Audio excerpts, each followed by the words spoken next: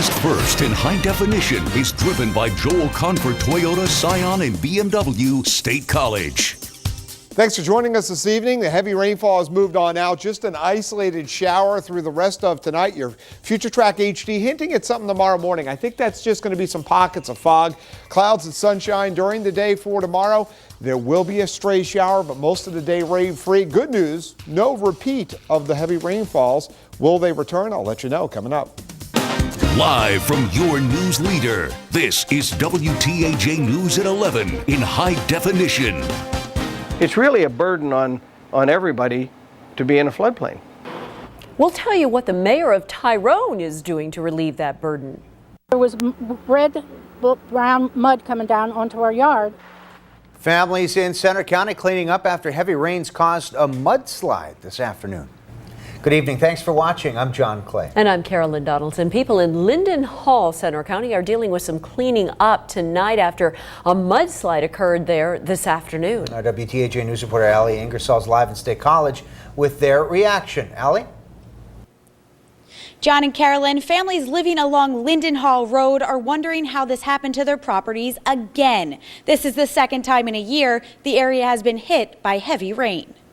I came in and looked out the window, and this wall of water was coming down the road with the rocks and into our property. Darlene Smith has lived along Linden Hall Road for 40 years. Wednesday afternoon, she called her daughter-in-law crying and telling her she doesn't want to live in the house anymore after having this happen again. This is the most damage that I think it's ever had from water. And it's not from the streams, it's from man-made problems with the Oak Hall Regional Park. Another one of Smith's family members also came by to check out the damage to the house and the area. It appears that the retainment pond got filled up and overflowed, and it basically pushed the water straight down over the hill instead of putting it on the other side of the road and making it go down into the stream. Officials say they were surprised this happened. We feel terrible about what happened to the neighbors and get the runoff that went on their land. Smith says she hopes the problem gets fixed the right way now. I do not want to go through this again. It's very upsetting, and being told that they actually fixed the problem, you kind of, are relaxed about it, but anymore we're not relaxed. Steph says they plan on calling their engineers first thing tomorrow morning to get this problem fixed for good and to prevent this from happening again. Reporting live in State College, Allie Ingersoll, WTAJ News. Thanks, Allie. And flooding was impacting other parts of our region today. State College, their heavy rains caused some flash flooding. Around 3/4 of an inch of rain fell in just 10 minutes, as you see here, causing streams to rise. They blocked up the drains. Many roads shut down for a period of time while officials were waiting for the water to recede. Take a look at all that impact there. The State College Area School District's athletic field was flooded during the storms as well. And here's the situation as it looked in Altoona today. Flooding causing some more minor problems on Old 6th Avenue in the Sandy Run area. Traffic diverted while the road was closed until the water subsided. Meanwhile, people all across the country are concerned about skyrocketing flood insurance rates. The mayor of a local town is fighting the federal government to get his people some relief. WTAJ News reporter Ben Manning has the story. The water levels in the creek behind me do rise when it rains hard here in Tyrone, but the water has never come up over its bank. Still, the woman who lives right next door is in the floodplain and has to have flood insurance, but that all could be changing. It's pricing some people right out of their homes. They're not able to afford it anymore. Kathy Igo has lived here about 40 years and has never had floodwaters reach her home. And I've had to have flood insurance.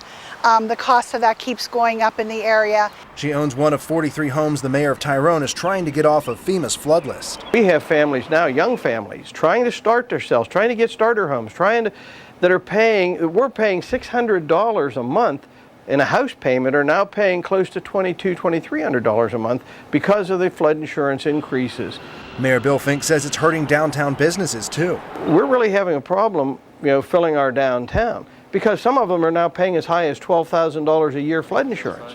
He teamed up with the Army Corps of Engineers. They were downtown Wednesday mapping the stormwater system to find out what areas are likely to flood and what can be done about it. But it's all about managing flood risk. But as part of that study, we were able to identify, some homes in the borough of Tyrone that could be put out of the flood zone. Friday, Mayor Fink sent a letter to FEMA asking them to remove 43 homes from the floodplain. And if that works... I've got another stack right here.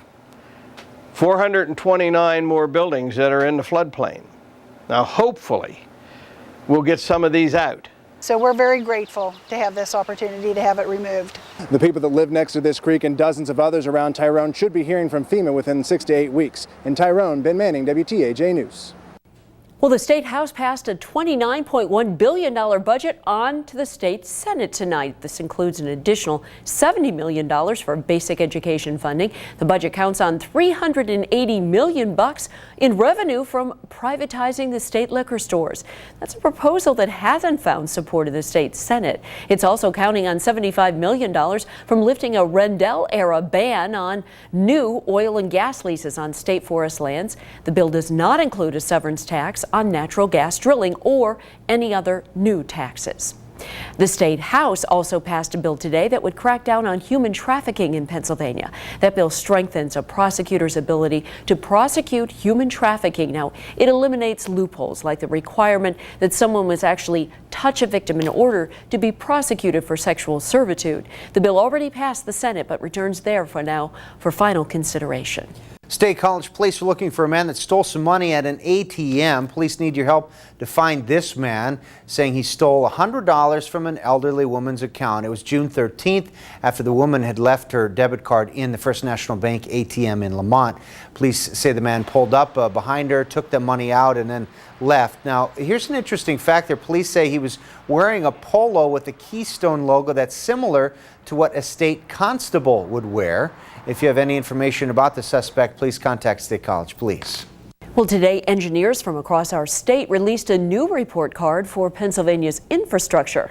The report didn't have many positive things to say about Pennsylvania's infrastructure. The state leads the nation in structurally deficient bridges, with 1 in every 4 bridges receiving a failing grade. The report card also estimates that Pennsylvania must invest $28 billion into its wastewater treatment program over the next 20 years to meet clean water standards. Pennsylvania also has the most sewage overflows in the country in the past year. Local residents met tonight to give their feedback on the major transportation projects set to take place in one area. The Center County Metropolitan Planning Organization has several projects taking place over the next 4 years, including 25 bridge renovation projects and the Potter's Mill Gap project. This is one of the mandatory steps in the planning organization. It must take place before actually beginning the repairs and the construction projects. The money for these projects comes from a PennDOT allocation fee. Our federal and state gas taxes primarily are what funds these programs. So when we go to the pump, we're going into both federal and state coffers, and that comes back to the local areas in the forms of these projects. Organizers say they received around $15 million more for these projects than in the past years due to a transportation bill that the governor signed into law last year. Well, a special train's making its way through our region promoting railway safety. It's the Whistle Stop Safety Train Tour coming through our area for the first time today. Norfolk Southern and Operation Lifesaver hosting it. During the first 3 months of 2014, Pennsylvania had 21 train versus vehicle incidents. Organizers say they hope this trip creates conversations in communities that they travel through about railway safety. We have a lot of children who are out of school. They're out playing, they're out walking. Parents, have conversations with your kids so that you instill that common sense. The same way you would about looking both ways when you cross the street, don't play on railroad property. Their train safety tour continues into Latrobe tomorrow. Still to come, it's one of the fastest growing sports in America. We're going to meet a local woman that's competing in the CrossFit Games. And the hills of Huntingdon County are rocking with God's message tonight. We'll explain ahead. We've had heavy downpours over the past few days. Will there be another repeat? I'll explain what your Weather Authority forecast. If you have a news story, call 1-800-762-6053. WTAJ, your news leader, is telling your story.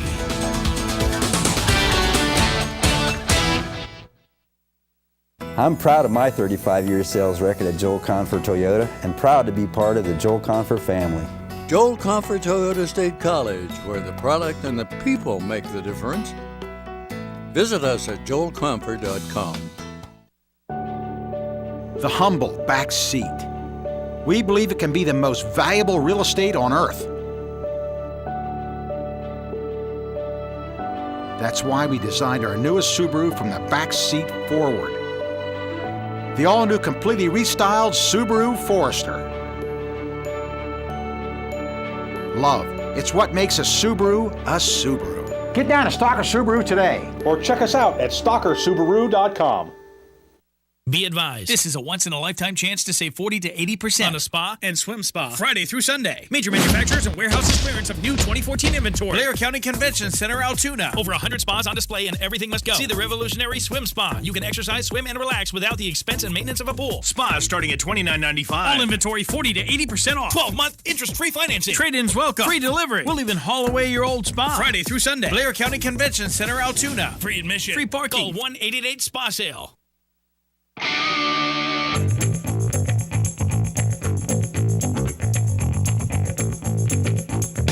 Summer is here, so get ready to roll in a fuel-efficient Fusion or Focus with all the tech for your next trip from America's best-selling brand.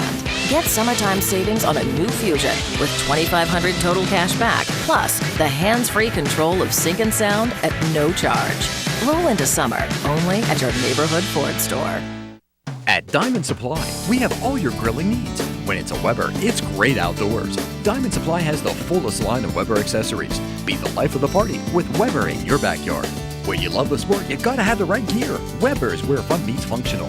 Weber Beauty. We know it's pretty sweet. With Weber, enjoy the view unlike any other. Weber dreams in color. Pick yours at Diamond Supply and let the delicious grilling begin. Come and see the Weber experts Wally and Deb at Diamond Supply and get your party started. Grab it and grill it with Weber. Seth Confer, sales consultant at Joel Comfort Toyota, explains Confer's Owner Rewards Program. Become an Owner's Rewards Program member and receive $1,500 in members-only service offers. Visit us at joelcomfort.com. Here's a look at today's Powerball jackpot. Now, your weather authority in high definition with Chief Meteorologist Joe Murgo. Humid air. Whenever it's that muggy, you know that there could be some heavier downpours. You throw in a cold front moving our way. And yeah, we can get some real heavy downpours like around 2 o'clock this afternoon right there in Centre County. Parts of Blair and Centre counties really got hit hard. Then it formed into a very strong line of thunderstorms that pushed into eastern Pennsylvania. But the front is now pushing on through, drier air pushing in, nothing more than a leftover shower in some spots through the overnight hours. Look at the rainfall. This graph, this is amazing. Near State College, a rain gauge between 2 and 3 o'clock, and how quick it went from less than a quarter all the way up until almost 2 inches within an hour. And that's what caused flooding in some areas of poor drainage. And you can see here with the iWeather photo, Jesse Farrell sent this in from just outside State College down on College Avenue. Some places were underwater. Just a couple of sprinkles left over on our Doppler HD. Significant rainfall is out. Dew point temperatures fueled the heavier downpours earlier today. We're